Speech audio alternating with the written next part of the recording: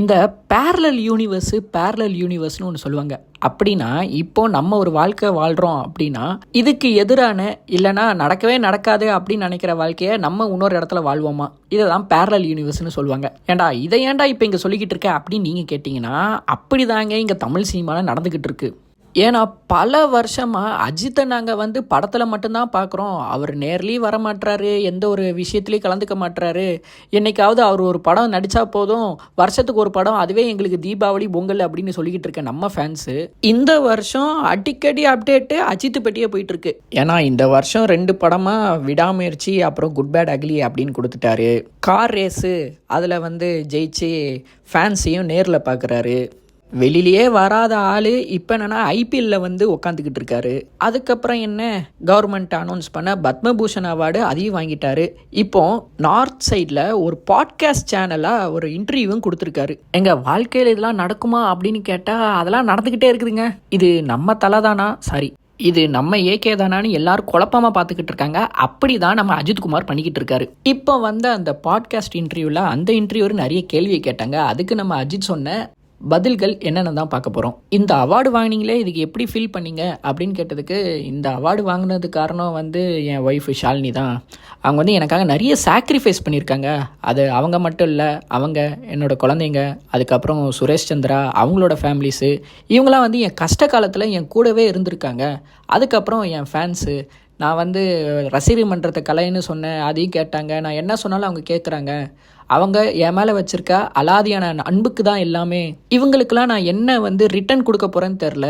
இந்த unconditional love தான் எங்களை இன்னும் உயர்த்துது. நான் செஞ்ச நல்லது கெட்டது அப்படின்றத பாராமல் நான் ஒன்று செய்கிறேன், அதில் நல்லது நினச்சி இவங்கெல்லாம் பண்ணுறாங்க. ஸோ ஸ்பெஷல் மென்ஷன் சொல்ல போனால் ஷாலினி தான். அவங்க எனக்காக ரொம்ப சாக்ரிஃபைஸ் பண்ணியிருக்காங்க. அவங்களும் படத்தில் நடிச்சிருக்கவங்க தான். ஆனால் எனக்காக எதுவுமே பண்ணாமல் வெறும் குடும்பத்தை மட்டும் கரெக்டாக அவங்க பார்த்துருக்காங்க. நான் நிறைய நேரத்தில் ரொம்ப தப்பாக கூட டிசிஷன் எடுத்திருக்கேன். ஆனால் அப்போவும் எனக்கு பேக் போனாக என் பின்னாடியே நின்றுருக்காங்க. அதுக்காகவே ஷாலினிக்கு நான் ரொம்ப கடமைப்பட்டிருக்கேன் அப்படின்னு அவங்க ஒய்ஃபை பற்றி கொஞ்சம் ரொம்ப ரொம்ப பெருமையாக பேசியிருக்காங்க. இதுக்கு நடுவில் அந்த இன்டர்வியூ வரும். நீங்கள் விருது வாங்கும் போது உங்களுக்கு சூப்பர் ஸ்டார் அப்படின்னு சொன்னாங்க. அதுக்கு உங்கள் ஃபேன்ஸுங்களும் அவரை சூப்பர் ஸ்டார்னு கூப்பிடாதீங்க, அவரை தலைன்னு கூப்பிடாதீங்க அப்படின்னு சொல்லியிருக்காங்க. இவ்வளவு அன்பு எப்படி உங்கள் ஃபேன்ஸ் உங்களுக்கு கொடுக்குறாங்க அப்படின்னு சொன்னதுக்கு, ஆமாம் எனக்கு அந்த சூப்பர் ஸ்டாரு அப்படின்ற அந்த டேக் மேலெல்லாம் இன்ட்ரெஸ்ட் இல்லை. என்னை அஜித்துன்னு கூப்பிடுங்க, இல்லைனா ஏகேன்னு கூப்பிடுங்க. நான் நடிக்கிறேன், அந்த நடிப்புக்கு காசு வாங்குகிறேன், அதுக்கு எல்லாமே சேர்த்து தான் நான் எல்லாமே பண்ணிக்கிட்டு இருக்கேன். ஸோ இந்த வார்த்தைகள் எல்லாமே நான் பண்ணுறதுக்கான ப்ராடக்ட் டேக் தான், அதில் எனக்கு உடன்பாடு இல்லை அப்படின்னு நம்ம ஏகே சொல்லியிருக்காரு. அதுக்கு நெக்ஸ்ட்டு அந்த இன்டர்வியூரும், நீங்கள் படமும் நடிக்கிறீங்க, அதுக்கப்புறம் ஷூட்டிங் அந்த மாதிரி போகிறீங்க, அதுக்கப்புறம் கன் ஷூட்டிங் இருக்குது, கார் ரேஸ் போகிறீங்க, எப்படி இதெல்லாமே ஹேண்டில் பண்ணுறீங்க ஒரே ஆளா அப்படின்னு கேட்டதுக்கு, அந்தந்த ப்ரொஃபஷனில் எனக்கு ஏற்ற நண்பர்கள் இருக்காங்க, அவங்களும் நிறைய கைட் பண்ணியிருக்காங்க. அந்த கைடன்ஸ் இல்லாமல் என்னாலலாம் இதெல்லாம் பண்ணியிருக்கவே முடியாது. ஏன்னா நானாக இப்படி வரல, எல்லாருமே அவங்க கொடுத்த ஒரு நம்பிக்கை தான், என் மேலே வச்சுருந்த நம்பிக்கை தான் இது எல்லாத்துக்கும் காரணம். ப்ளஸ் நான் வாழ்க்கையில் அப் அண்ட் டவுன் எல்லாமே பார்த்துருக்கேன். அது எல்லாத்துலேயுமே என் ஃபேமிலிஸும் என் ஃப்ரெண்ட்ஸும் ரொம்ப எனக்கு பக்கபலமாக இருந்திருக்காங்க. அவங்களுக்கு இந்த தருணத்தில் நான் ரொம்ப தேங்க்ஸ்னு சொல்லிக்கிறேன். அதே நேரத்தில் இப்போ இந்த பத்மபூஷன் ஒன்று வாங்கியிருக்கீங்க, அதை பற்றி நீங்கள் என்ன நினைக்கிறீங்க அப்படின்னு கேட்டதுக்கு, எனக்கு ஹானரபுளாக இது கொடுத்துருக்காங்க.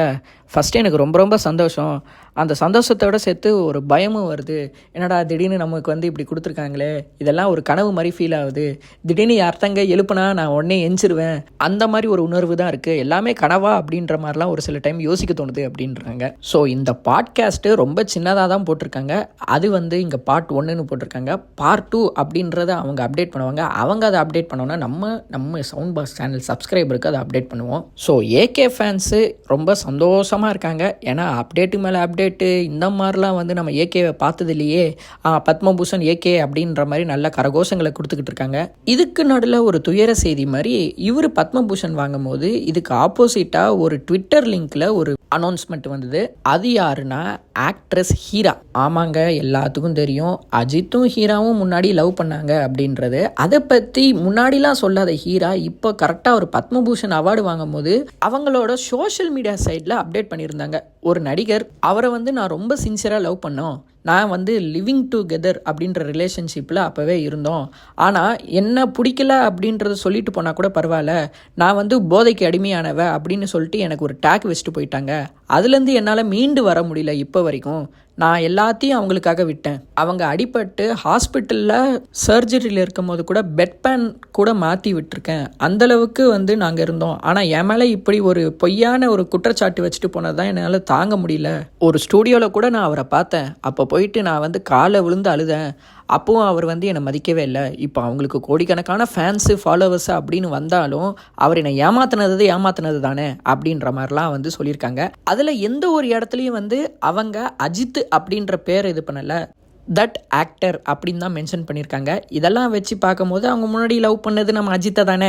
ஸோ அஜித்தை தான் ஸ்ட்ரைட்டாக சொல்கிறாங்க. ஏன் இவ்வளோ நாள் சொல்லாதவங்க கரெக்டாக இப்போ பத்மபூஷன் அவார்டு வாங்கும்போது தான் சொல்லணுமா?